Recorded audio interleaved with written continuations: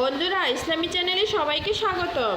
হযরত মুসা আলাইহিস সালাম ও ইবলিসের মধ্যে ঘটে যাওয়া একটি বিস্ময়কর ঘটনা। একদা হযরত মুসা আলাইহিস সালাম তার সাথীদের নিয়ে এক মজলিসে ভাষণ দিচ্ছিলেন। এমন সময় একজন অজ্ঞাত ব্যক্তিকে দেখতে পেলেন। তার মাথায় ছিল এক অদ্ভুত রঙের টুপি এবং উপস্থিত সকল মানুষের নজর ছিল সেই টুপির উপর। তাই হযরত মুসা আলাইহিস সালাম সেই অজ্ঞাত ব্যক্তিটিকে জিজ্ঞেস করলেন, তুমি কে এবং তোমার মাথায় এই টুপিটা কিসের, যার দ্বারা তুমি মানুষের দৃষ্টি আকর্ষণ করছো? অজ্ঞাত ব্যক্তিটি বলল, আমি ইবলিস, শয়তান।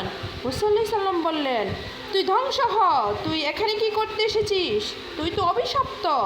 তখন ইবলিস শয়তান বলল, আপনি আল্লাহর একজন কিতাবদারী নবী, এমনকি আপনি আল্লাহর সাথে সরাসরি কথাও বলতে পারেন, তাই আমি এসেছি আপনার কিছু মূল্যবান বাণী শোনার জন্য। তখন মুসা আলাইহিস সালাম বললেন, তোর মাথায় যে টুপি, এটা কিসের টুপি? ইবলিস শয়তান বলেন, এটা